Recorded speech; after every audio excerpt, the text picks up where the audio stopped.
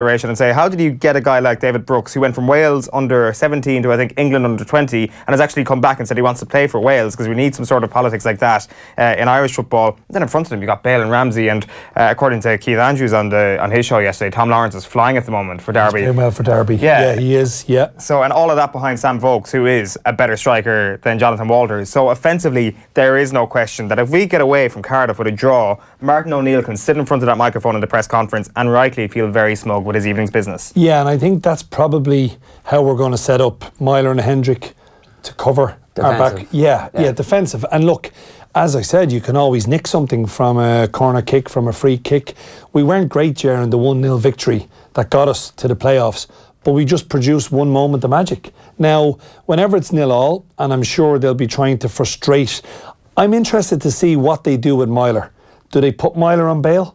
Do they actually try and nullify Gareth Bale tonight? Because I think, obviously, same as Christian Eriksen when we went to Denmark, we kept him out of the game in the 0-0 draw. So maybe we apply similar tactics to Gareth Bale. And to me, that's right. You've got to play with what you have at your disposal. Yeah, I don't know. I mean, if you go man-to-man and he skins you, then suddenly you're out of the game. If you try and somehow attack at the point of supply, then I don't know.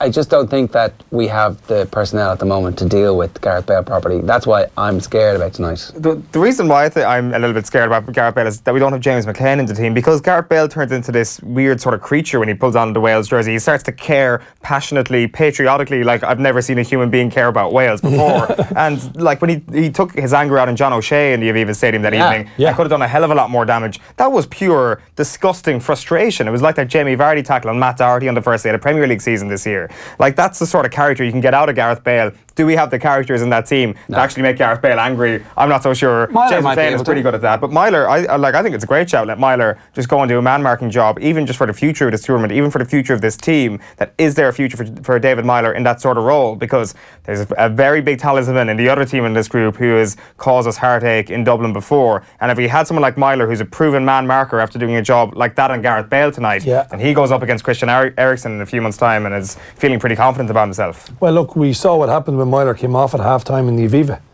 It just fell apart. And you saw how Myler played in that almost playoff game against Wales. He was exceptional. Now, he missed the first leg in Copenhagen, but he came back into the side and then he was taken off at half-time. I think Myler is that man without McClean. He's the one who wears his heart on his sleeve. He gives everything for the green jersey of Ireland. And I think there's a big performance in him. I'm looking to see Jeff Hendrick step up tonight. You know, he just hasn't, like, he had a good Euros, and for whatever reason, just hasn't seemed to kick on. Maybe there's a few niggling injuries that he's had that haven't enabled him to reach his full potential. But I think Hendrick is still a good player, but we need to see more from him. O'Neill's going to park the bus. The best result we can hope for is a 0-0, says Patrick Griffin on Facebook. I think you're right, Patrick. And as a result, we're going to give you our first €50 free bet, courtesy of BoyleSports. So come on yourself, Patrick.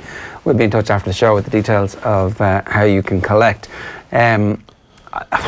So we get through our bets for this, because you've had the patriotic draw as part of your bet builder, Leon. Yeah, I have. Look, I mean, obviously with the players that are missing, I'm hoping, and I think the best we can hope for tonight is a draw.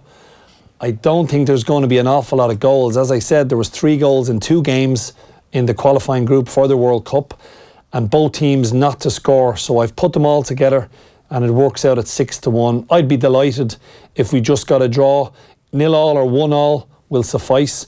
Obviously 1-0 wouldn't help my bet with both teams not to score, so I'm hoping it's a 0-0 draw. But anyone out there who's looking at 0-0, don't back 0-0, back no goal scorer, because if there's an own goal, you still get paid. So if you think this is going to be a 0-0 draw, stick to no goal scorer, because you get that insurance of if there's an own goal, you'll still get paid. Okay, good bit of tip there. I think Kev's treble is available for us, if we can have a look at that for this week. So he's staying away from the Ireland games. We'll get back to our Ireland bets in just a minute. So this one is 9-1. Switzerland against Iceland.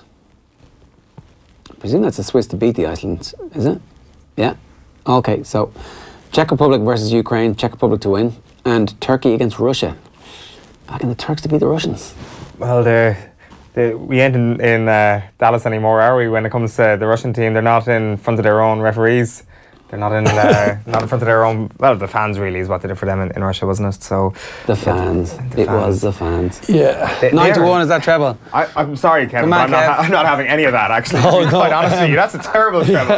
Like, now that I read it a second time, like, they're like on the fence, all three of them. And like, where's Kevin getting his information from? I don't know. He's well connected in the world of football. He's like he's got some good Eastern European footballing contacts right there. Of course, he was over there for the World Cup, so he's obviously built up. He was networking for his BoyleSports account, obviously. Well, look, if you want to go with Kevin's, we're giving for new and existing customers, it's basically a free €50 cashback offer. If you lose 50 on Kevin's treble, you'll get it back as cash. So it's a free one-off. Or if you like my bet builder at 6-1, have a go. And if you're not successful, we'll give you up to €50 back in cash. So it's a free bet. I'm sure he knows what he's talking about, Kev. Like I say it facetiously, but I'm looking at that. I'm like, wow, that's on the fence. All of those fixtures. I mean, I would pick something better. We'll talk about the France-Germany game in a while. But just to go back to Eoin and my bet for the Ireland game, Eoin, not very patriotic. He thinks Wales are going to win at under 2.5 goals. So that is a 1-0 or a 2-0 win, and Eoin comes through. That's 9-4. Mine is 9-1. Wales to win 2-1. I think Wales are going to win this game, and I think that there's a good chance that Shane Duffy nuts one in. Yeah, look, I mean, he has been known to score on big occasions for Ireland. Probably scored too early at the Aviva the last day against Denmark. Then it all just went completely tits up after we went 1-0 up. But look, Wales scored to win already this season. I think they liked it. I think your anytime goal scorer 16-1 is a good bet. Look, he's very good in the air. You know, I mean, he is a serious threat. We saw how good England were with set pieces at the World Cup. Yeah. And I'm sure Martin O'Neill, going back to his Celtic days, they used to score an awful lot from set pieces. So no goal scorer is 5-1. You get, if there's no goal scorer, if there's an own goal. if there's an own goal, you still get paid. Ah, right, okay. So it's just that little insurance, and not everyone knows that, but it's not really a goal scorer, if you know what I mean, Yeah. because it's not, you know, and same as if you back a first goal scorer and the first goal's an OG, it goes on to who scores the second goal. Wait, Okay. and that's Yeah. 5-1. Ah, right. Yeah. Why did I go for Wales under 2.5 goals at 9-4 then? If I'd known that was a 5-1 offer, there you go. I'll know for next time. Well, because you get the 1-0 with that. The 1-0 or 2-0. 1-0 or 2-0. Yes, that's Yeah. true. Actually, Yeah. that's a good You think point. they're going to win? Yeah, I do. No like- goal scorer means that there's going to be a 0 draw. Well, that's it. But I mean, like in terms of probability, like the gap between those two things, in my mind, aren't that far apart from happening. Yeah, My fair suspicion is that Wales are going to nick one and beat us 1-0 just because of what they've got going forward.